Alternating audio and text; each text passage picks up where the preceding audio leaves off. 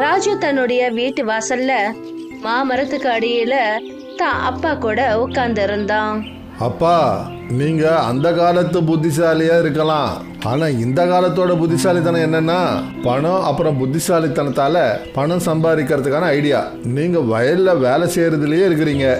கண்ணா, புத்திசாலித்தனத்துக்கு அர்த்தம் என்னன்னா சண்டையே இல்லாம ஜெயிக்கிறது, சத்தம் போடாம தீர்வு காண்றது. பணம் நிறைய பேர்கிட்ட இருக்கும், மூளை எல்லார்கிட்டயும் இருக்கிறது இல்ல. அப்புறம் நீங்க ஏன் கோடீஸ்வரன் ஆகல? இன்ன வரைக்கும் அதே பழைய கட்டல், அதே மரக்கிளைகளோட நிழல். அப்பதான் ராஜுவோட அம்மா சம்பா வீட்டுக்கு வெளியில வந்தா. ராஜு, யாராவது ஒரு அப்பா கிட்ட இப்படி பேசுவாங்களா? உங்க அப்பா இந்த கிராமத்துல உள்ளவங்களுக்கு எத்தனை பேருக்கு உதவி செஞ்சிருக்காருன்னு உனக்கு தெரியாது. சரிங்கம்மா, இப்ப நீங்க 2 பேரும் பாப்பீங்க. கிராமத்துல பீஸா ரெஸ்டாரண்ட் ஓபன் பண்ண போறேன். அப்புறம் உண்மையான ஐடியான்றத நான் சொல்லுவேன். கிராமத்துல பீஸாவா? மக்கள் இங்க பர்த்தா ரொட்டி சாப்பிட்டுட்டு இருக்காங்க.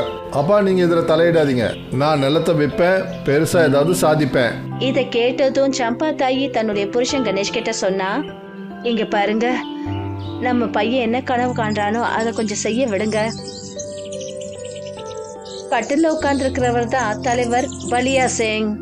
ஏன்பா கணேசா, ஏன்பா உன் நிலத்தை விக்கிற? என்னுடைய புள்ள சொல்றான், இப்போ விவசாயம் வேண்டாம், பீஸாவை விலை போன்றான். அப்படின்னா அவன் மூலையில புல்லுதான் முளைக்குதுன்னு சொல்லு. கிராமத்துல பீஸாவா? கணேஷ் வேற வழி இல்லாம ஆமான்னு தலையசைச்சாரு. நகரத்து தோரணையில இருக்கிற ஒரு பெண் அவங்க வீட்டுக்குள்ள நுழைஞ்சா. அப்பா, இவங்களை பாருங்க, இவங்க தான் நட்டாஷா, ஹோட்டல் மேனேஜ்மெண்ட்ல என்னுடைய ஃப்ரெண்டு, அப்புறம் எனக்கு சொந்தமாக போற லைஃப் பார்ட்னர் கூட. இங்க பாருப்பா, கல்யாணத்துக்கு முன்னாடி ஒரு பொண்ணு ஒரு பையன் வீட்டுல இருக்க கூடாது. சாயந்தரம் கோவில்ல கணேஷ் அப்புறம் சம்பா தாயி ராஜு அப்புறம் நத்தாஷாவுக்கு கல்யாணம் பண்ணி வச்சாங்க. ஒரு அற்புதமான வெளிநாட்டு ஸ்டைல்ல ரெஸ்டாரண்ட ஏற்பாடு பண்ணினாங்க. ராஜு, இப்போ ஒரு அற்புதமான ரெஸ்டாரண்ட் நடத்துற நேரம். இது கிராமத்து ஜனங்களோட எண்ணத்தை மாத்திர முதல் படியா இருக்கும். ரெஸ்டாரண்ட்ல ஒரே சலசலப்பு ஏற்பட்டுச்சு. இளைஞர்களான கஸ்டமர்கள் பீட்சா சாப்பிட்டுக்கிட்டு இருந்தாங்க. பெரிய நகரத்தை போல சுவையா இருக்கும் போல இருக்கு. சீஸ் ரொம்ப நல்லா இருக்க, ஆனா கொஞ்சம் அதிகமா இருக்கிற மாதிரி இருக்கு. அப்படியே மேல மட்டும் பருத்தா இருந்துச்சுன்னா அப்படியே உண்மையாலும் சுவை கிடைக்கும். 2-3 நாள் கூட்டத்துக்கு அப்புறமா கஸ்டமருங்க வரத நிறுத்திட்டாங்க. ராஜுவும் நத்தாஷாவும் கணக்கு வழக்குகளை பார்த்துட்டு இருந்தாங்க. ராஜு, பணம் எல்லாம் தீர்ந்து போச்சு, இன்கிரீடியன்ஸ் வாங்குறதுக்கு கூட கையில காசு இல்ல. எல்லாத்தையும் ரெஸ்டாரண்ட்ல போடாச்சு. இப்போ ராஜு, இப்ப தக்காளி பன்னீர் வாங்குறதுக்கு கூட பணம் இல்ல. வெயிட்டருக்கு எப்படி சம்பளம் கொடுக்கறது? கிராமத்து ஜனங்க இவ்வளவு பிற்போக்குத்தனமா இருப்பாங்கன்னு நான் நினைச்சு கூட பார்க்கல. அப்பதான் ராஜு கிராமத்தை சேர்ந்த பல்ராம் ஒரு தந்திரமான சிரிப்போட அங்க வந்தாரு. என்ன விஷயம் ராஜு, உன்னுடைய முகத்துல இந்த கவலைக்கான ரேகை ஏன் இப்படி ஓடிக்கிட்டு இருக்கு? நான் உங்களுக்கு என்னன்னு சொல்றது பல்ராம் அண்ணே, அப்பாவோட நிலத்தை வித்து நாங்க உங்களுடைய நிலத்தை வாங்கினோம். அப்புறம் நாங்க நினைச்சோம் பீஸா ரெஸ்டாரண்ட் கிராமத்தோட மார்க்கெட்ல கலக்கும்னு நினைச்சோம். 2-3 நாள் வரைக்கும் எல்லாம் நல்லதான் போச்சு. ஆனா ஏன்னு தெரியல, கஸ்டமர்ஸ் வர்றதே நிறுத்திட்டாங்க. இப்ப எங்க கிட்ட கொஞ்சம் கூட காசு மீதம் இல்ல. இப்ப எனக்கு யோசிச்சு மூளையே கெட்டு போச்சு. என்ன பண்றதுன்னே தெரியல.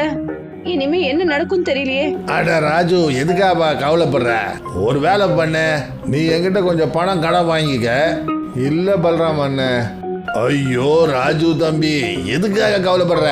கடன் வாங்கிக்க, ரெஸ்டாரண்ட் நடத்த ஆரம்பிச்சதும் திருப்பி கொடுத்துரு. வட்டியெல்லாம் ஒண்ணு வேண்டாம். கிராமத்துல எல்லாருமே நம்ம சொந்தங்கள் தானே. இந்த அளவுக்கு கருணை காட்டுறாருன்னா ஏன்? அம்மாடி, கிராமத்துல ஒரு நல்ல விஷயம் நடக்குதுன்னா எனக்கு சந்தோஷம் தானே. ராஜு பணத்தை வாங்கிக்கிட்டான். நாலாபுறமும் ரொம்பவே விரிச்சோடி போயிருந்தது. சேர்கள்லாம் காலியா இருந்தது. ஈக்கள் பறந்துகிட்டு இருந்தது. கஸ்டமர் அங்க வர்றதுக்கான அறிகுறியே இல்ல. என்ன இது பீஸா கீசான்னு வாயிலே நிறைய மாட்டேங்குது, நாக்குல வெட்டுப்பட்டுடும் போல இருக்கு. பர்த்தால இருக்கிற சுவை இருக்கே, அது இந்த தக்காளி போட்ட ரோட்டியில எங்க கிடைக்கும்? பலராம் ரொம்ப தூரத்துல இருந்து ரெஸ்டாரண்ட்ட பாத்துக்கிட்டு இருந்தான். ராஜு நத்தாஷா கூட பேசிட்டு இருந்தான். அப்பதான் அந்த இடத்துக்கு பல்ராம் வந்தாரு. ராஜு கிட்ட என்ன சொன்னாருன்னா, ராஜு, நான் உனக்கு கடனா பணம் கொடுத்த இல்லையா, அது எனக்கு வட்டியோட திருப்ப வேணும். நீங்க என்ன பேசுறீங்க பலராம் அண்ணன்? நீங்க தானே சொன்னீங்க வட்டி வேணான்னு. நீ புத்திசாலி இல்ல, சரியான முட்டாள் ராஜு. நீங்க என்னங்க பேசுறீங்க? நான் ராஜுவோட அப்பா கணேஷ் மேல உள்ளுக்குள்ள பொறாமப்பட்டுக்கிட்டே இருந்தேன். ஏன்னா கிராமத்துல எல்லாரும் கணேஷோட புத்திசாலித்தனத்தை தான் பேசிக்கிட்டு இருப்பாங்க. எப்போ எனக்கு தெரிஞ்சதோ கணேஷோட பையன் ராஜு கிராமத்துல அவங்க அப்பாவோட நிலத்தை வித்து ரெஸ்டாரண்ட் ஓபன் பண்ண நினைக்கிறான்னு தெரிஞ்சதும், அதுவும் பீஸா ரெஸ்டாரண்ட், நான் அப்பவே புரிஞ்சுக்கிட்டேன் புள்ள அப்பாவை மூழ்க அடிச்சிடுவான்னு. அப்புறம் ஓடுற தண்ணி தானே நாமளும் கையை நினைக்கலான்னு நினைச்சேன். நீங்க சொல்றதுல அர்த்தம் என்ன?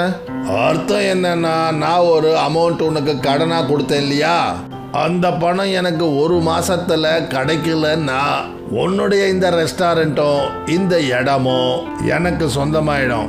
அப்புறம் முடிவு உன்னுடைய கையில தான். இப்படி சொல்லிட்டு ரொம்ப திமிரோட பலராம் அந்த இடத்த விட்டு போயிட்டாரு. பலராம் அங்கிருந்து போன உடனே ராஜுவோட அப்பா கணேஷ் தலை குனிஞ்சபடி எங்க வந்தாரு. நீ சொல்லிட்டு இருந்தத நான் கேட்டுட்டேன். நீ ரெஸ்டாரண்ட் வைக்கிறதுக்காக பலராம் எடுத்து நீ வாங்க போறதா சொன்னதுமே அதெல்லாம் வேண்டான்னு உங்ககிட்ட சொன்னேன். ஆனா நீ அதை கேட்கவே இல்லை. அது மட்டும் இல்லாம என்கிட்ட ஒரு வாரத்தை கூட கேட்காம அவங்கிட்ட கடனா வேற பணம் வாங்கியிருக்க. நான் உனக்கு அப்பவே சொல்லலாம்னு நினைச்சேன். அதாவது பலராம் என்னை பார்த்து பொறாமப்படுறான்னு, இவன் உனக்கு பாதிப்பை ஏற்படுத்த நினைப்பான்னு நினைச்சேன். நீங்க சொன்னது சரிதான்ப்பா. இப்ப ஒண்ணுமே இல்ல, பல்ராம் வட்டியோட பணத்தை கேட்கறாரு. ஒரு மாசத்துக்குள்ள திருப்பி கொடுக்கலன்னா அப்புறம் ரெஸ்டாரண்ட்டும் போயிடும், நாம வீடு கூட போயிடும். இது வரைக்கும் நீ உன் மனசு சொன்னது கேட்டு, இப்போ இது என்னுடைய தருணம். இப்போ நான் என்ன சொல்லணும் அதை நீ செய். சரிங்கப்பா. நாளையில இருந்து கிச்சன்ல பர்த்தா செய்யறோம், கத்திரிக்காய் போட்டு. அப்புறம் அந்த பர்த்தா தான் பீஸா மேல இருக்கணும். பேர் என்னன்னா பர்த்தா பீஸா. அப்பா, பர்த்தா பீஸாவை யாரும் சாப்பிட மாட்டாங்க. இது கிராமம்பா, பீஸா எல்லாம் இங்க வேலைக்கு ஆகாது. ஆனா பர்த்தா எல்லாருக்கும் பிடிச்சமானது. ரெண்டுத்தையும் இணைச்சிட்டோம்னா மனசும் வாயும் ரெண்டுமே ஜெயிக்கும். பர்த்தா பீட்சா தயாராக ஆரம்பிச்சது. குர்குரா பேஸ், கத்திரிக்காய் பர்த்தா, ஃப்ரெஷ்ஷான மசாலா, அப்புறம் பச்சை தனியா. கிராமத்தோட மம்தா அத்தை முதல் துண்டை சாப்பிட்டாங்க. அடேங்க அப்பா, என்னமோ ரோட்டில பர்த்தா போட்ட மாதிரி இருக்கு. ஆனா குர்குரா ரொம்ப அற்புதமா இருக்கு. மெல்ல மெல்ல கஸ்டமருங்க வர ஆரம்பிச்சாங்க. சில நாட்கள்ல ரெஸ்டாரண்ட்ல கூட்டம் வர ஆரம்பிச்சது. எல்லா பக்கமும் ஒரே சிரிப்பு சந்தோஷம்தான். எல்லா டேபிள்லயும் பர்த்தா பீட்சா சாப்பிட்டுட்டு இருந்தாங்க. அப்படியே வீட்டு சுவை இதுல இருக்கு. பீட்சாவுக்கும் ஒரு புதுமையான ரூபம் இருக்குன்னு நான் யோசிக்கவே இல்லை. ராஜுவும் நட்டாஷாவும் கிச்சன்ல ரொம்ப பிஸியா இருந்தாங்க. பல்ராம் ரொம்ப தூரத்துல இருந்து ரெஸ்டாரண்ட்ல இருக்கிற கூட்டத்தை பார்த்துட்டு இருந்தான். இந்த வயசான கணேசன் மறுபடியும் கட்டத்தை மாத்திட்டானே. அப்பதான் நட்டாஷாவும் ராஜுவும் ரெஸ்டாரண்ட்ல இருந்து ஒரு பேக்கோட பல்ராம் கிட்ட வந்தாங்க. பல்ராம்க்கு முகமே ஒரு மாதிரி ஆயிடுச்சு. ராஜு அந்த பேக்கை பல்ராம் கிட்ட கொடுத்துட்டு என்ன சொன்னான்னா, இதுல உன்னுடைய பணமும் வட்டியும் இருக்கு. அப்புறம் உங்க லைஃப்ல ஒரு விஷயத்த ஞாபகம் வச்சுக்கோங்க. யாரு மேலேயும் பொறாமப்பட்டு எந்த ஒரு விஷயத்தையும் உங்களால வெற்றி அடைய முடியாது. பொறாமப்படுறவன் தானே அழிஞ்சு போயிடுவான். இத கேட்டுட்டு பலராம் தலை குனிஞ்சபடி அந்த இடத்த விட்டு போயிட்டாரு. கணேஷ் கட்டில்ல உட்கார்ந்து இருந்தாரு. அப்பதான் ராஜுவோட மொபைல் போன் அடிக்க ஆரம்பிச்சது. ஹலோ, சொல்லுங்க. NDTV-லயா? சரிங்க, பர்த்தா பீஸா வீணாப்பூர்ல தான் ஆரம்பிச்சது. ராஜு, இங்க பாரு, சோஷியல் மீடியாவுல ஃபுட் வாக்ல நம்மளோட வீடியோ போட்டிருக்காரு. 2 பேரும் வாய் அடைச்சு போயிட்டாங்க. ஒரு பெரிய விழா நடந்தது. கிராமத்து ஜனங்க கூடி நின்னுட்டு இருந்தாங்க. ஸ்டேஜ்ல ராஜுவும் நட்டாஷாவும் நின்னுட்டு இருந்தாங்க. அப்புறம் கீழே கணேஷும் சம்பாத்தாயும் உட்கார்ந்துட்டு இருந்தாங்க. சம்பாத்தாயி ராஜு கிட்ட வந்தாங்க. அண்ணா, இப்போது நீ புரிஞ்சுக்கிட்டல புத்திசாலித்தனத்துக்கான அர்த்தம்? ஆமாம்மா, இப்போ புரிஞ்சுக்கிட்டேன். அதாவது உண்மையான பிசினஸ் என்னன்னா அதை மனசார செய்யணும். அப்புறம் அப்பாவோட பெரிய பிசினஸ் குரு நான் இது வரைக்கும் பார்த்ததே இல்லை. இப்படி சொல்லிட்டு கிராமத்து ஜனங்களை பார்த்து ராஜு என்ன சொன்னான்னா, என்னுடைய அப்பா கணேஷ் பிரசாத் ஒரு புத்திசாலியான விவசாயி மட்டும் இல்ல, அவரு ஒரு விஷனரி. இன்னைக்கு இருக்கிற இந்த பர்த்தா பீஸா அவருடைய எண்ணத்தோட வெளிப்பாடுதான். கூட்டத்துல கைத்தட்டல் எதிரொலிச்சது. கணேஷ் இப்பவும் கட்டில்ல படுத்துக்கிட்டு இருந்தாரு. பசங்க விளையாடிக்கிட்டே ரெஸ்டாரண்ட்டை விட்டு வெளியே வராங்க. தூரத்துல பர்த்தா பீட்சாங்கிற போர்ட் பளபளக்குது. பவன் அப்புறம் சோனு கூட பிறந்த சகோதரர்கள். அவங்க அம்மா இறக்கறதுக்கு முன்னாடி சோனுவை பாத்துக்கிற பொறுப்பு பவன் கிட்ட ஒப்படைச்சாங்க. ஏன்னா பவன் ரொம்பவே புத்திசாலி, ஆனா சோனு ரொம்பவே அப்பாவி. என் கண்ணுங்களா, என்னோட கடைசி நேரம் வந்துச்சு. எனக்கு சோனு பத்தியே கவலையா இருக்கு. அவன் ரொம்பவே அப்பாவி பையன். அவன் எப்படி வாழ போறானே தெரியல. இது மட்டும் இல்லாம சோனு ஒரு மாற்றுத்திறனாளி வேற. அம்மா, நீங்க இப்படி எதுக்கு சொல்றீங்க? கண்ணா, எல்லாரும் ஏதாவது ஒரு நாள் போக வேண்டியவங்க தான். எனக்கான நேரம் இப்போ வந்திருக்கு. நான் உங்க 2 பேரோட அப்பா கிட்ட போயிட்டு இருக்கேன். பவன், நான் சோனுவோட பொறுப்பை உன்கிட்ட ஒப்படைச்சிட்டு போறேன். நம்மளோட வயல் பூமி இருக்குல்ல, அங்க விவசாயத்தை பண்ணு. அதால நீ உன்னோட வாழ்க்கைய ஓட்டு. சோனுவை நல்லா கவனிச்சுக்கோடா. இப்படி சொல்லிட்டு சோனுவோட அம்மா இறந்துட்டாங்க. சோனுக்கு ரொம்பவே கஷ்டமா இருந்தது. பவனுக்கும் அம்மா இறந்து போயிட்டாங்களேன்ட்டு வருத்தம் இருந்தது. ஆனா அதோடவே அவன் சந்தோஷமும் பட்டான். ஏன்னா அவனுக்கு சொந்தமா ஒரு சின்ன வயல் பூமி கிடைச்சிடுச்சு. இதனால அவனோட வாழ்க்கை ரொம்ப நல்லா போயிட்டு இருக்கும்னு யோசிச்சான். அம்மா போனது போனாங்க, இப்போ எல்லாத்தையும் நான் ஒருத்தன் தான் பார்க்கணும். அந்த சோனுவை நான் எத்தனை நாளைக்கு பார்த்துக்கிட்டே இருக்கிறது? எனக்கு குடும்பம் வரும், எனக்கு குழந்தை குட்டி வரும். வாழ்க்கை முழுவதும் அந்த சோனுவை கூடவே வச்சுக்க முடியுமா? இல்லை, அப்படி பண்ண விட மாட்டேன். பவன் சோனுவை எப்படி தான் கிட்ட இருந்து தூரமாக்குறதுன்னு யோசிச்சுக்கிட்டு இருந்தான். அப்பதான் அவனோட தந்திரமான மூளைக்கு ஒரு உபாயம் தட்டிடுச்சு. அவன் உடனே சோனுவை கூப்பிட்டு இப்படி சொன்னான். பாரு சோனு, அம்மா நம்ம வீட்டை போயிட்டாங்க. என்கிட்ட உன்னை பார்த்துக்க சொல்லி போயிருக்காங்க. இவ்வளோ பெரிய நிலைமை இருக்கு, அதை ஒருத்தனை எப்படி நான் சமாளிக்க முடியும்? எனக்கு விவசாயம் பண்ண வராது. இவ்வளோ பெரிய வயல்ல நான் எப்படி விவசாயம் பண்ண முடியும்? அது எனக்கு வராது. ஏன்னா அம்மா கூட நான் விவசாயத்துக்கு போனதே இல்லை. நாலு ஃபுல்லாக நீதான் போய் அம்மா கூட இருந்திருக்க. அம்மா என்னை விவசாயம் பண்ணுறதுக்கே விட மாட்டாங்க, வெறும் படிக்க சொல்லுவாங்க. அண்ணே, நீங்கள் எதுக்கு கவலைப்படுறீங்க? நான் விவசாயத்தை பார்த்துக்கிறேன், நீங்கள் நல்லா படிச்சுக்கோங்க. சோனு, ரொம்ப நல்ல பையனி. நீ வயலை பார்த்துக்கிட்டு எனக்கு இருந்த ஒரு பெரிய பாரத்தை நீ இறக்கி வச்சிட்ட. நீ வயலை பார்த்துக்கோ, நான் நல்லா படிக்கிறேன். நீங்கள் கவலைப்படாதீங்க, நான் இப்போ வயலுக்கு போகிறேன். சோனு கடும் வெயில்ல கூட விவசாயத்தை செஞ்சான். அவன் கோதுமை பயிரும் அப்புறம் கடலை பருப்பு பயிரை விளைச்சான். அவனோட வயல்ல அந்த 2 பயிரும் ரொம்பவே நல்ல விளைச்சல் கொடுத்துச்சு. அந்த விளைச்சலை பார்த்து சோனு ரொம்பவே சந்தோஷப்பட்டான். ஏன்னா அவனோட கஷ்டம் பலன் கொடுத்துச்சு. சோனு உடனே பவன் கிட்ட ஓடிக்கிட்டே போனான். அட, எதுக்கு ஓடி வந்துட்டே இருக்க? ஆகாயமே விழுந்த மாதிரி இப்படி ஓடிக்கிட்டு வர? உன்னால நடக்கக்கூட முடியாது.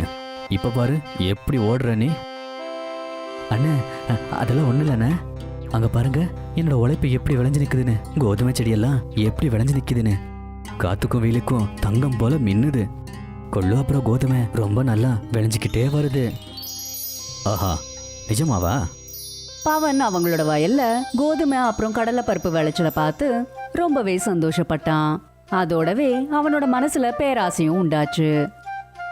இந்த சோனு இங்க இருந்தானா, இவன் பாதி மட்டும்தான் எனக்கு கொடுக்கணும். இவனுக்கு கொஞ்சம் கோதுமையெல்லாம் கொடுத்துட்டு அவனை துரத்திடலாம். இங்க பாரு சோனு, நீ உழைச்சிருக்க, அது நல்ல விஷயந்தான். ஆனா நான் தான் உன்னை நல்லா பார்த்துக்கிறேன். உன்னோட கோதுமை அப்புறம் கொள்ளை எடுத்துக்கிட்டு இங்கிருந்து போயிரு. அண்ணே, நீ எதுக்கு அப்படி சொல்ற? அம்மா 2 பேரும் ஒன்னா இருக்க தானே சொன்னாங்க. அம்மா இப்போ உயிரோட இல்லை, அதனால நீயும் கூட என்னை விட்டு போயிரு. பவன் சோனுவை கழுத்து பிடிச்சு துரத்து விட்டுட்டான். சோனு ரொம்பவே கவலையா ஒரு நதி கரை கிட்ட உக்காந்துக்கிட்டான். அப்பதான் அவனோட ஒரு ஃப்ரெண்ட் அனில் அங்க வந்தான். அவன் சோனு கிட்ட சோனுவோட சோகத்துக்கான காரணத்தை கேட்டான். சோனு அனில் கிட்ட நடந்ததை எல்லாத்தையும் சொன்னான். அனில் சோனுவோட கவலைய புரிஞ்சுக்கிட்டு அவன் சோனுவை தன்னோட வீட்டுக்கு வர சொல்லி கேட்டான். டே, எங்க அண்ணன் இப்படி பண்ணுவான்னு நான் நம்பவே இல்லை. என்னை வீட்டை விட்டே துரத்திட்டாங்க. நான் இப்போ எங்க போய் வாழட்டும்? வெறும் இந்த கோதுமை அப்புறம் இந்த கொள்ளை எடுத்துக்கிட்டு நான் எப்படி வாழ முடியும்? சொல்லப்போனா அண்ணனோட தப்பு ஒன்றும் இல்லை. என்ன மாதிரி ஊனமுற்றவன் புத்திசாலி இல்லாமல் இருக்கிறவங்க வீட்டில் வச்சுக்கிட்டு என்ன பண்ணுறது? நீ எதுக்கடா கவலைப்படுற? நீ புத்திசாலி தாண்டா, நீ நேர்மையாக இருக்க. எல்லாருக்கும் அவங்க திறமை பற்றி அதிகமாக தெரியாது. அப்படி என்னடா திறமை இருக்கு எனக்கு? நீ ஒன்றும் கவலைப்படாத, என் வீட்டுக்கு வா. எங்கள் அம்மா பருப்பு சமையல் பண்ணியிருக்காங்க, வா உனக்கு சாப்பிட கொடுக்குறேன். சோனு வேண்டான்னு எத்தனையோ வாட்டி சொன்னான். ஆனாலுமே அனில் சோனுவை அவனோட கூட்டிட்டு போயிட்டான். வீட்டுக்கு போனதுக்கு அப்புறம் சோனுவை பருப்பால செஞ்ச ஒரு உணவை சாப்பிட வச்சான். அது சோனுக்கு ரொம்பவே பிடிச்சு போச்சு. இது ரொம்ப நல்லா இருக்கு, நான் விருப்பப்பட்டு சாப்பிட்டுக்கிட்டே இருக்கேன். இந்த மாதிரி ருசியான சாப்பாடை நான் சாப்பிட்டதே இல்லை. என்கிட்ட ஒரு யோசனை இருக்கு. நீ இதுக்கு உங்ககிட்ட இருக்கிற அந்த பருப்பெல்லாம் எடுத்து பருப்பில் ஒரு நல்ல டிஷ்ஷை பண்ணக்கூடாது? பண்ணலாம், ஆனால் என்கிட்ட இடமே இல்லையே. அதை பற்றியெல்லாம் நீ கவலைப்படாத, அதை எல்லாத்தையும் நான் பார்த்துக்கிறேன். அனில் சோனுக்கு ரொம்பவே உதவி செஞ்சான். சோனு அனிலோட உதவியால பருப்பு உணவை தயார் செஞ்சான். ஆனா அந்த பருப்பு உணவை சாப்பிட்றதுக்கு எந்த ஒரு கஸ்டமரும் வரவே இல்லை. அப்பதான் ஒரு வயசான அம்மா அங்க வந்தாங்க. அவங்க சோனு கிட்ட சாப்பாடு கேட்டாங்க.